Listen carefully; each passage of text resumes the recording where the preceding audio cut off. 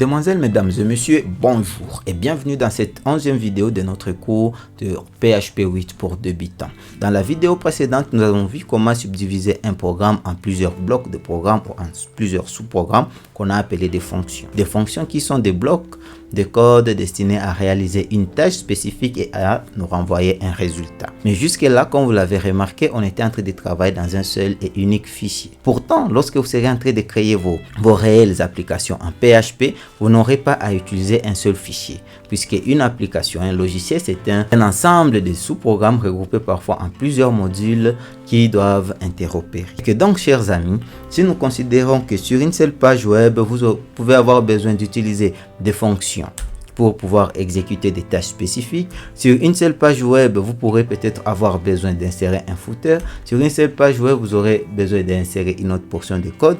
Et sur la même page web, vous aurez peut-être à utiliser d'autres fonctionnalités. Par exemple, appeler des librairies et ainsi de suite. Voilà pourquoi est-ce que si vous vous aventurez à mettre ça dans une seule page, sur un seul fichier, vous aurez un code non maintenable, un code que vous ne saurez pas utiliser. Voilà pourquoi nous allons voir comment est-ce que vous pouvez subdiviser. Vous pouvez mettre des fonctionnalités spécifiques dans des fichiers à part et pouvoir les appeler dans un seul fichier ou bien de pouvoir les appeler sur une seule page web. Puisqu'en réalité, dans votre application, vous aurez à utiliser plusieurs fichiers séparés, plusieurs modules, et ce sont ces modules-là qui vont vous donner un seul projet, une seule application à la sortie. Dans cette vidéo, nous allons alors voir comment est-ce que on peut faire ça. Comment est-ce qu'on peut appeler des fichiers externes, comment les inclure dans votre fichier ou dans votre page web spécifique. Alors, très chers amis, si vous n'êtes pas encore abonné, n'hésitez pas à vous abonner. Si vous n'avez pas encore liké la vidéo, likez la vidéo et surtout, laissez-nous des commentaires. Ça nous aide à suivre votre progrès. Alors, bienvenue. Voilà les amis, on va se mettre directement à la pratique et nous allons commencer. Tout d'abord, dans ma page index.php, je vais commencer par introduire la balise PHP.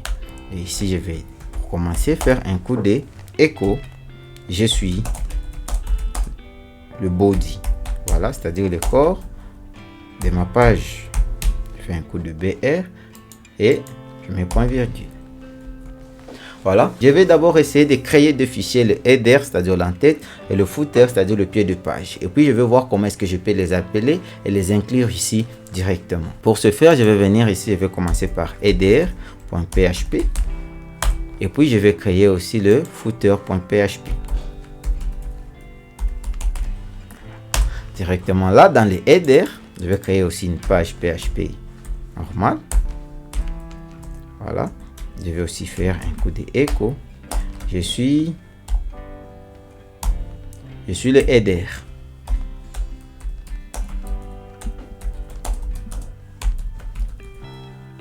Je vais commander un passage à la ligne aussi. Voilà. Je suis le header. J'enregistre. Dans le footer aussi, je vais venir, je vais faire, je suis le footer. Voilà. Alors là, j'ai déjà créé les headers et le footer, mais si j'actualise ici dans ma page, je vais trouver, je suis le body. Alors, grande question, c'est de se dire comment est-ce que je vais faire alors pour pouvoir insérer le header au-dessus et le footer à la fin. Pour ce faire, nous avons la possibilité d'utiliser deux fonctions qui nous sont proposées par PHP. Il y a la fonction include ainsi que la fonction require. Les deux fonctions sont des fonctions qui font exactement la même chose. À la seule différence, c'est que require va vous renvoyer une erreur fatale lorsqu'il ne trouve pas le fichier ou bien en cas d'erreur, ça va vous renvoyer une erreur fatale. Tandis que include, lui, va continuer avec l'exécution du code, mais ça va vous renvoyer juste une alerte de type warning. C'est juste ça la différence entre les deux. On va pas entrer trop dans les détails pour pouvoir voir les chargements dynamiques et tout, mais gardons d'abord ça pour le moment. Comment est-ce que nous allons faire? Optons d'abord pour include. On va d'abord venir ici, on va faire un coup de include. Voilà, un peu include. Voilà, nous allons inclure header.php. Et ici à la fin, on va faire un include des footer.php. Voilà, je préfère toujours mettre ici .slash. Voilà. Si nous actualisons ici, directement on dit je suis le header, je suis le body. Pour pouvoir bien cerner la différence, je vais essayer d'insérer un fichier qui n'existe pas. Je vais faire par exemple header 1. Header 1. Regardez. Et voilà l'erreur, ça m'indique un warning. Tandis que si je vais ici, si c'était la fonction require, regardez, require, ça va me renvoyer une erreur fatale. Voilà, fatale error, c'est-à-dire erreur fatale et impossible d'insérer la page ainsi de suite. C'est-à-dire directement là, le code ne peut plus continuer à s'exécuter. Voilà la grande différence entre les deux. Mais ce n'est pas encore fini. On vous parlera aussi de la fonction require once ainsi que de la fonction include once. Les deux fonctions sont juste des variantes des deux premières, c'est-à-dire de require et de include. La seule différence que les deux fonctions vérifient d'abord si le fichier n'a pas encore été chargé ultérieurement avant de pouvoir recharger. Ça vous permet d'éviter de charger un seul fichier 2 ou 3 fois dans le même script. On va essayer ici et on va voir, on va faire l'expérience. On va voir ensemble comment est-ce que ça va nous renvoyer une grande différence. Par exemple, ici, si je fais include, jusque là tout marche bien. Alors si j'essaie un peu de dupliquer ici et d'insérer 2 fois le footer en faisant un coup de include, directement ça va m'afficher 2 fois. Je suis le footer, je suis le footer. Mais si je viens ici et je tape include once directement, voilà, ça ne peut plus m'insérer ça pour la deuxième fois. Ça veut dire ici ça va vérifier est-ce que c'est déjà inclus. Ça trouve que c'est déjà inclus, ça ne peut plus l'inclure. Mais si ça n'était pas encore, inclus, vous allez voir que directement ça va l'inclure alors chers amis, jusque là on a pu inclure des fichiers qui ne prennent que du code normal de l'affichage. Qu'en est-il des fonctions? Je veux dire, qu'en est-il des fichiers contenant des fonctions? Si j'avais créé un fichier qui contient mes fonctions et que j'appelle des fonctions de ces fichiers-là, comment est-ce que ça peut s'afficher? C'est très simple, très facile. On va voir d'ailleurs tout à l'heure. Je vais créer ici un fichier que je vais appeler fonction.php. Voilà. Et dans le fichier là, je vais ouvrir ma balise PHP. Je vais créer function. Voilà. Function. La fonction, on va comprendre string non. Voilà. Et la fonction en soi, ça va juste s'appeler title par exemple. Ou bien mon nom. Prénom, non. Affichage, non, c'est mieux. Affichage, non. Et ici, la fonction va me retourner un string.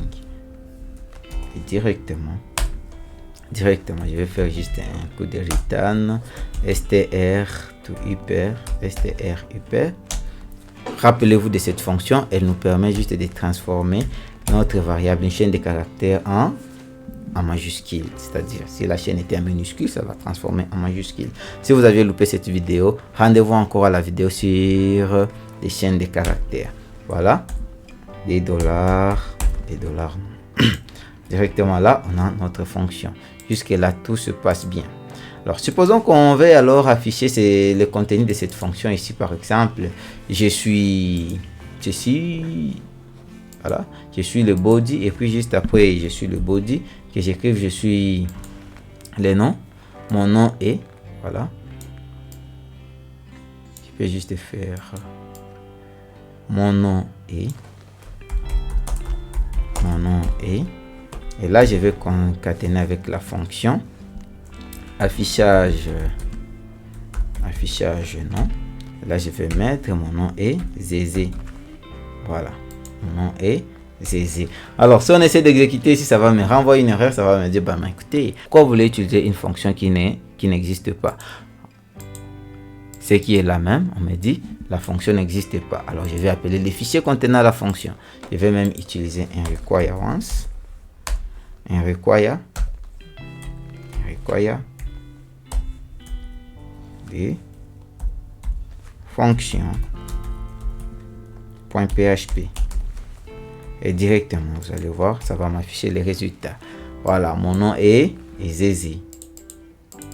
Ça s'affiche là-bas. Donc ici faut juste un peu d'espace. Voilà. Voilà, mon nom est Zézé. Il fallait aussi imposer le passage à la ligne ici. On va faire d'abord un coup de BF. Et le tout pour mettre ça entre guillemets. Voilà. Mon nom est Zézé. Voilà, chers amis, on vient de voir comment est-ce que vous pouvez inclure des fichiers dans des autres. Comment est-ce que vous pouvez appeler tel script contenu, tel script dans. Comment est-ce que vous pouvez appeler un script dans un autre? Comment est-ce que vous pouvez inclure un fichier dans un autre? Mais la grande question reste de savoir quand est-ce qu'alors je peux utiliser require ou quand est-ce que je peux utiliser include. Très souvent, vous aurez besoin d'utiliser require lorsque le fichier que vous voulez inclure est vraiment indispensable, essentiel pour la suite du code. Ça veut dire il est peut-être inutile de pouvoir continuer si on n'a pas chargé les fichiers. Par exemple, si c'est le fichier qui vous permet de vous connecter à la base de données et que la page permet d'afficher des contenus ou une liste provenant de la base de données, ben là, le choix est clair. Il faut vraiment passer par un require. Par contre, pour pouvoir inclure des fichiers dont la nécessité ou l'importance n'est pas très capitale, vous aurez le choix d'utiliser toujours include. Vous aurez aussi à utiliser include once et require once, juste pour ne pas avoir à charger une chose autant de fois. Ce n'est pas bien et ça peut souvent vous créer de complications, de bugs, surtout lorsque vous êtes en train de faire des appels de librairie. Voilà donc, mesdemoiselles, mesdames et messieurs, merci beaucoup de nous avoir suivis jusqu'au bout. Nous espérons que cette vidéo vous a plu et surtout, n'hésitez pas à nous laisser vos remarques en commentaire, à liker mais aussi à partager sans modération. Ciao, à très bientôt.